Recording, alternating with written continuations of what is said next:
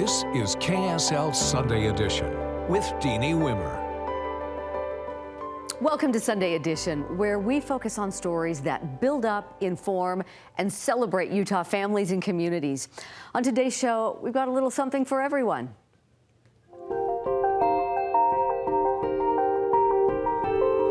You can't love America and hate half of the Americans. Won't work. Won't get us to the future. A man on a coast-to-coast mission to restore dignity and trust in America. I remember turning to my assistant principal saying, "Why is it so noisy in our lunchroom today?" And it dawned on us, they're not on their phones, there's a lot more conversation. And a ceremonial bill signing this week that likely still has Utah students and parents talking, banning cell phones in Utah schools. There's a zero tolerance phone policy during class time. The impact already being felt at one of the state's largest high schools. I was very shocked to find out that the average routing dress can run from anywhere between like $1,800 to about $2,500. Plus, you want to say yes to the dress, but then tariffs up the price, impacting the bride's budget. A lot to get to this morning. Let's start with that cell phone ban in Utah classrooms. School districts all over Utah are fine-tuning their policies before the law takes effect this summer. And it's raising a lot of questions among families about how is this going to work. I talked with several districts about what their policies will look like. But first, I found a high school where they already banned electronics, and the results are impressive. I'm here at Granger High School, largest high school in the state, where they've already instituted a cell phone ban, bell to bell, at the start of this school year.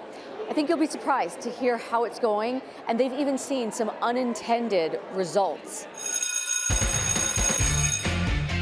So the expectation is we want a phone-free environment throughout the entire school day. So our 7:30 bell to 2:10 bell. Every student's been issued a pouch like this. The advantage to it is they get to put their phones in their own pouch, they get to lock it up, and they get to keep it with them. They don't have to lock it away, they don't have to give it to a teacher, they don't have to put it on a pouch on the wall. They keep it with them, they throw it in their bag. But the temptation, especially when it's locked up, is removed, so they're not wandering all the way through. At the end of the day, as they leave the school or their classroom, there's just an unlocking magnet. They come right through, they click that, and then they walk home and they get to keep their phone and their pouch with them, and are able to have this ready for the next day as well. So you started it at the first of this school year. How is it going? It is going very well. Anecdotally, our teachers have reported back they've never been able to move through their curriculum at quite the same rate, the fast rate they are. And as we ask what makes the difference, they feel like the distractions not being in the classroom are what's making that difference. We've seen a significant reduction in our failure rate. Every quarter, 2, 3, 4% better than it was a year ago, and that was some of the best we'd had before that. So we're excited to see that. High schools, sometimes you get kids who get into fights, and we've seen fewer than half the number of fights this year compared to what we saw a year ago up to the same time. Some of that's because a lot of that drama can get started throughout the school day on a cell phone, and that hasn't been the case. Even attendance has been up, which might correlate to the cell phones not being actively in the hands because it's harder to coordinate, should we skip class or go? And we want to see kids in class, and we have seen the data back up that we've got more kids in class this year than we've had in the past. Did you expect all those benefits? We hope for a lot of them. Yeah. What we really wanted was a learning environment where teachers were not competing with the understandable draw that we all feel for our phones. That is going to be a hard thing to overcome, no matter how engaging the lesson is, no matter how exciting a class is. It's really going to be hard to beat some of what stimulates us from our phones. So that was the primary reason. Some of the reasons we went from a beginning bell to the end bell was that we also wanted to have enhanced social experiences at school. And we all know the feeling of sitting down at a table and having 2 or 3 of the 4 people pull out phones. It just builds an artificial wall that stops people from being able to visit and to communicate. I've seen more students this year during lunchtime on board games or reading books or just visiting than I've ever seen before. The first day we launched it, I remember turning to my assistant principal saying, "Why is it so noisy in our lunchroom today?" And it dawned on us, they're not on their phones, there's a lot more conversation going. So some of those have been exciting things to see. We'll take that drawback, right? We'll take that drawback. It can be a little noisier because we love what they're doing with it. Tell me the anecdote you heard from a student. You know, I mean, it sounds like your teachers like it, but even the students have some things to say. You know, it's hard for a high schooler to admit that they would like not having their cell phone. That's just not a cool thing to admit. But I have had several occasions where they have done that. One student came up to me and said, "Mr. Howe, I have a best friend this year that I would not have had if we didn't have the phone-free policy. We were both sitting at lunch, neither of us had our phone, and we started talking, and that's been my best friend throughout the year. So we've had a few experiences or stories like that that are encouraging to the fact that, yes, we're getting more opportunities for kids to be able to visit socially. When you first wanted to implement this, did you get pushback? We definitely had questions, and some of that might have been pushback. There's a lot of unknowns to this. This technology is awesome. I love my phone, but it's come very fast, and most of us are learning how do we take the good of this technology and also put parameters around it so that we don't have the bad as well. And so I think most of the questions or pushback were related to those things. To my knowledge, we were among the first high schools, or maybe the only high school that went from bell to bell, 7:30 to 2:10, saying we're going to put them away during all of that time. And that was different. And some parents were very used to, well, I'm used to texting my kids to say, hey, can you be at this spot at this hour? And all of a sudden there needed to be different ways to do that. We pointed parents to the email and say, just email them on their Chromebooks, they'll respond to you. And things like that settled a lot of the questions or the pushback. By the time we started and got into the first few weeks, very, very little pushback, because I think people were seeing the benefits much more than the drawbacks they had worried about. So very little pushback from parents, and what's more surprising is the endorsement from students. I have definitely felt the impact of yonder pouches. A lot of my friends who in the past used phones aren't as distracted anymore. They're more productive without the phones. What about you?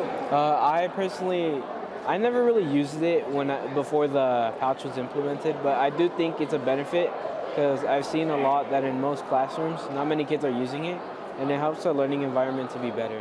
Now, what about it when they first announced it? Were you panicked about keeping your phone and locked up all day? I was a little skeptical because emergencies can come up, and I was nervous because how are we going to communicate? But through time, I've learned to just accept it, and it's not really that bad. You can still communicate with administration. I agree. At first, I thought it was going to be a little bit of a hassle to implement, but overall, it's been really good. So you heard that principal. In less than a year, they've covered more curriculum, they've had lower failure rates, half the number of fights, higher attendance, and they anticipate higher graduation rates. We surveyed some of the larger districts in Utah to see what their phone policies will look like, starting in the Jordan district. So the policy is from bell to bell during class. Students are not allowed to have their phones out. Even for, conceivably education-related purposes. We're just saying, like, there's a zero tolerance phone policy during class time, that class isn't a place where phones should be out. And the consequences are basically, if we see a kid with their phone out, we're supposed to send them the phone down to the office, and they have to pick them up at the end of the school day, which is not something that they really like. Pretty simple, all things considered. I mean, it's not a very complicated policy, but I think its implementation has been really effective. In Alpine, they're working on a policy with this broad guideline. So it's pretty simple. You put your phone in the backpack and you don't take it out until after school is out. That's probably what most parents and students will experience. It's different for older kids, obviously. They might have some exceptions for being able to use or access those phones during lunchtime or during non-instructional time. Those will be determined on a school-to-school basis in our district. Canyons and the Davis districts told me they're working with the Board of Education's guidelines to form their own policies. Now, many parents and students are going to be sure to have an opinion on this, and we want to share what we've learned about the policies that will be in place when students go back to school this fall. If your friends or family missed today's stories, let them know. They can find them on the KSL News YouTube channel. Tariffs have us trying to beat price increases on cars, cell phones, and toys, but it may already be too late for one important purchase. It's affecting by hundreds of dollars, and it's quite heartbreaking to see. Brides about to say I do to their dream wedding dress hit with sticker shock as prices have already gone up. How brides and business owners are feeling the squeeze. And later, how the Episcopal Diocese of Utah prepares for Palm Sunday and helps worshipers make a personal connection with tradition.